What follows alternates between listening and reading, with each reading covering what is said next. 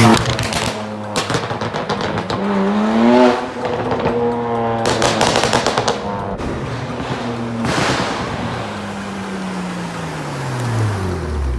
what's up guys, Sean Show here. Welcome back to the channel. So today on my BMW, I'm replacing this front control arm, also known as a camber arm. So mine actually went bad. It's starting to make really bad clicking noises. The steering wheel has a lot of play in it. So I'm gonna go ahead and replace this. It is limp order, so it is a OE part. It was like 60 bucks, or no, I'm sorry, so $70, which is actually not bad. It's pretty easy to replace. And I'm also gonna be replacing my front axle at the same time. My front axle unfortunately blew out, started spewing grease everywhere, so I'm replacing the front axle at the same time. Replacing this will make this easier because removing the axle gives you a straight shot to the bolts right over here. But I'll show you guys all that once I jack up the car and everything. But guys, thank you so much. I hit, I think, 420 subscribers, which is like crazy to me.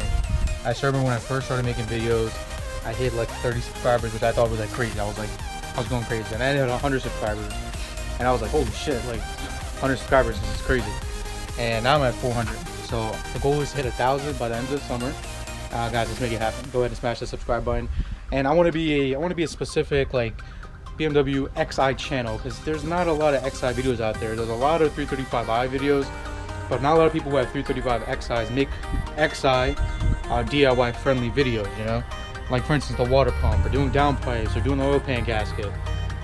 So I'm gonna go ahead and I'm gonna try to make those kind of videos for you guys, and for the XI community specifically, but also for the I community, but XI community specifically. All right, let's start this video off with a cold start.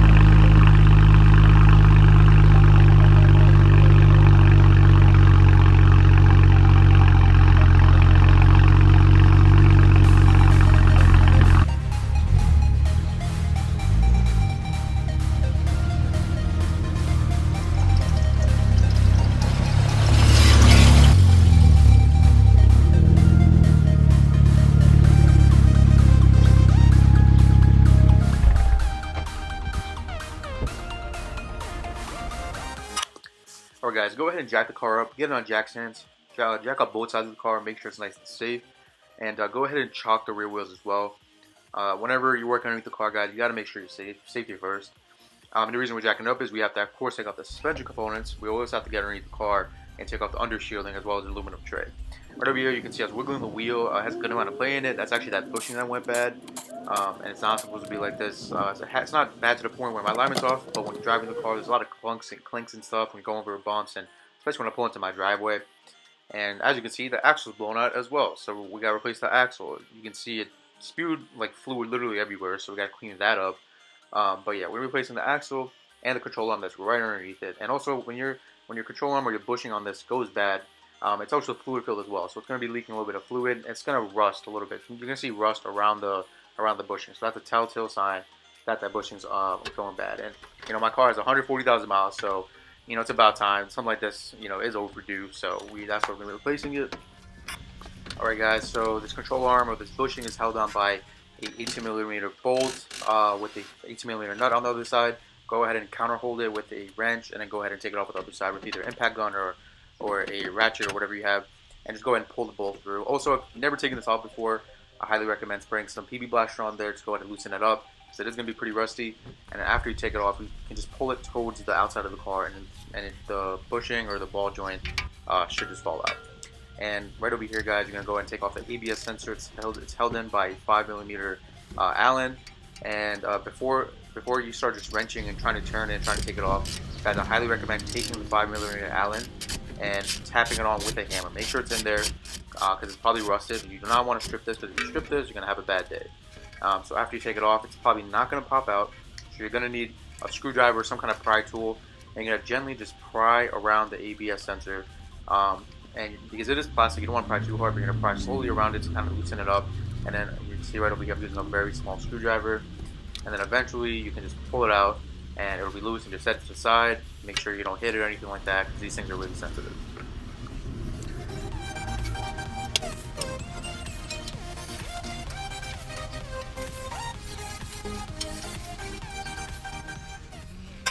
Alright guys, next up we're going to go ahead and remove one of the tie rod ends. This is held down by a 24mm nut, and after you take the nut off, the actual ball joint is probably not going to come out. So what you're going to need to do is you're going to need to take the 24mm, or you're going to need to take the nut, put it back on, and go ahead and tap down, or go ahead and hit the top of it with a hammer, like I'm doing here. Unfortunately when I hit it with the hammer, I hit the GoPro and I knocked the GoPro out of focus. But I'm sure you guys get the point. Just, you know, hit it and knock it loose. Eventually it'll come loose after a couple taps, and then just go ahead and put it to the side.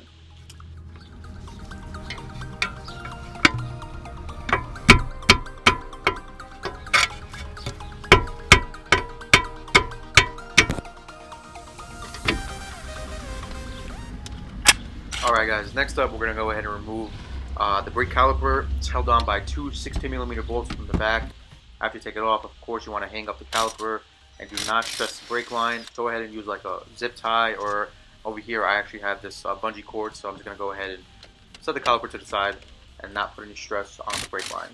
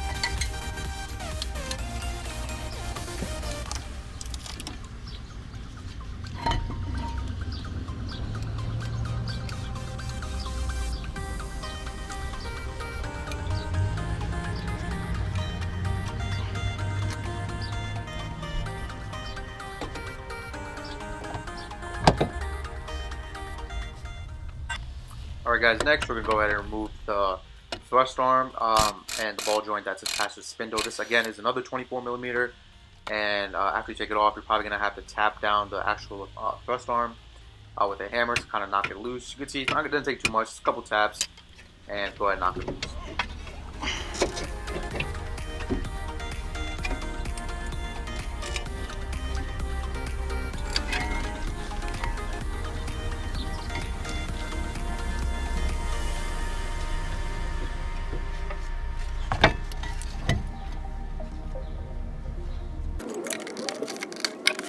Alright guys, here I'm just removing the 8mm bolts that hold the bottom of the plastic shield on.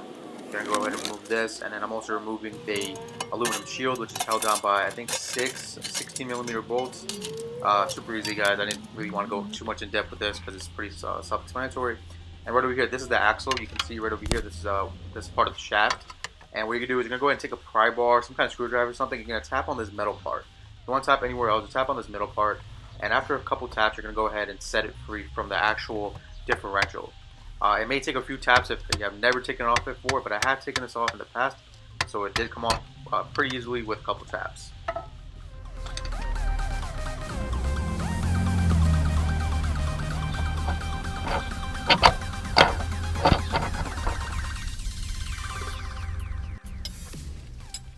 Next, we're going to go ahead and take off the actual spindle from the strut tower.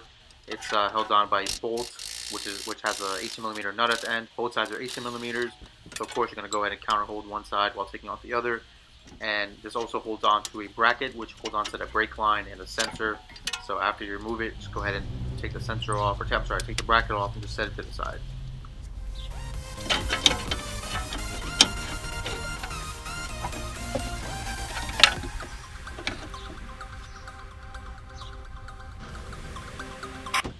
And you're gonna need a big hammer. You're gonna go ahead and hit the top of the spindle to knock it down from the actual strut, because it's definitely gonna be corroded. It's not gonna come off easily unless you live down in the south where there's not that much rust. I live in Jersey, so we're located in the Rust Belt, so everything gets corroded. Everything bonds to everything.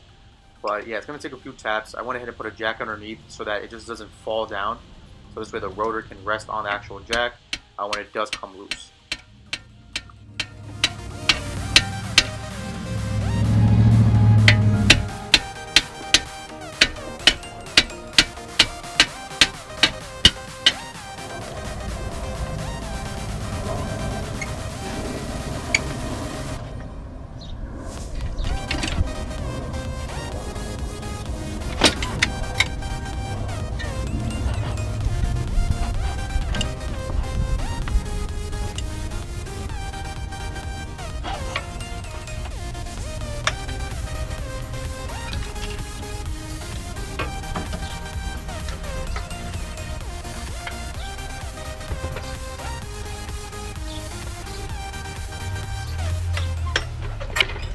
Alright guys, at this point everything is of course off the car, and I don't normally pull on the axle like this. You don't want to do that, but of course this axle is already blown out. I don't really care about it, so that's why I'm pulling on it, and I'm moving the spindle however I want, and also the control arm.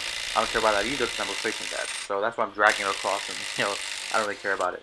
But the actual axle is held down by a 12.36 millimeter nut, so you're probably gonna have to go to the auto parts store and get a specific socket for this. Your regular toolbox probably does not have this, but it is a 12.36 millimeter nut, and you're going to go ahead and take that off.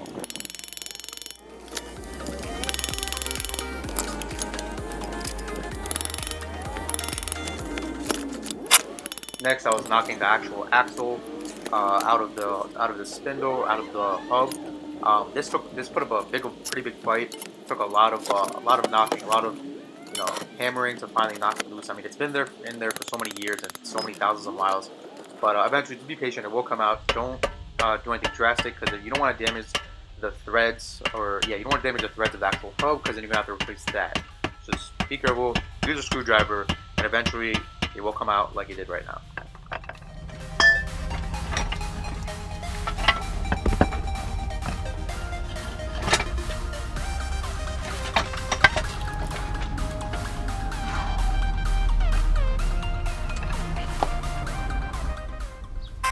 Now this control arm, I'm not sure why my camera didn't record it, but I thought it recorded. But this control arm is held down by a 22 millimeter bolt, or I'm sorry, a 22 millimeter nut. But yeah, for some reason it didn't record. I don't know why, but yeah, you can see that this control arm has a lot of play in both the bushing and the ball joint.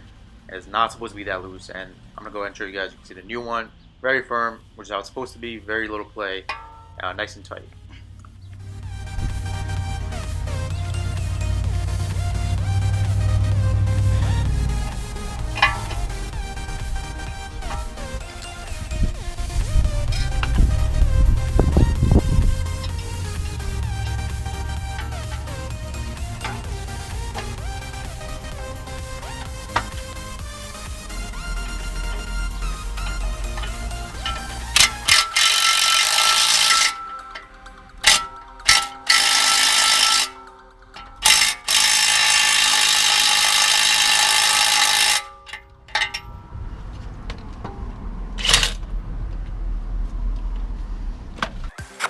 Next, we're going to be installing our new / used axle.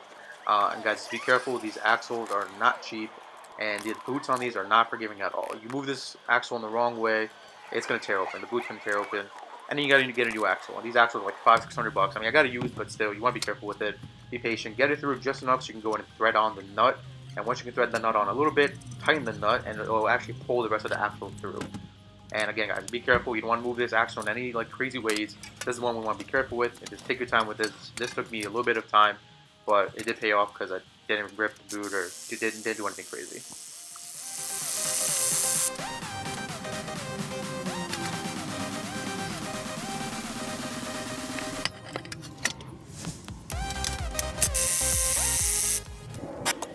Alright, now it's time to put everything back together. So you're going to start off with taking the axle and putting it through the pedestal, which goes through the oil pan. You're going to start off with doing that. And this is where jack comes in handy, guys. You can go ahead and use the jack to kind of maneuver everything because it's a little bit heavy. It'll help you maneuver everything and jack everything up and align everything. And you're basically just going to put everything back in the same order you took it off. So you're going to put, of course, the strut back on, the brakes, the tie rods, lower control arms, camber arms, ABS sensor, and just bolt everything back up. Make sure everything's torqued to spec. And then, yeah, you'll be done.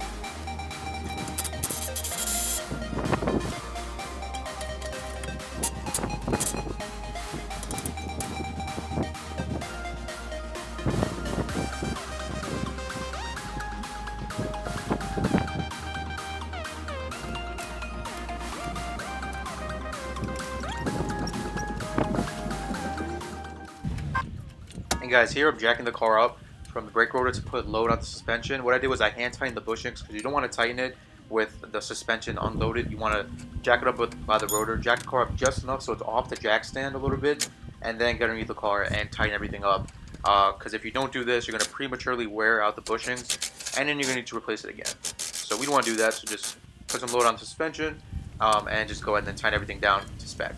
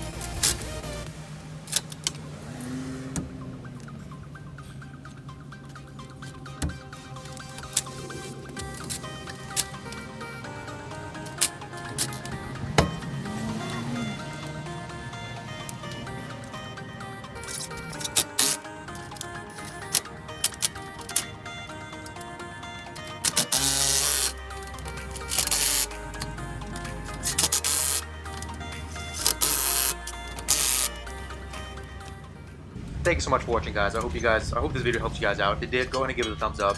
Go ahead and subscribe as well. Plenty of more 335i and XI content coming soon. And if you guys have any video suggestions, go ahead and leave in the comments down below. This way I know what kind of video you guys want to see. But yeah, again, guys, thank you so much for watching. I'll catch you guys in the next one. It's a Sean Show. Peace out.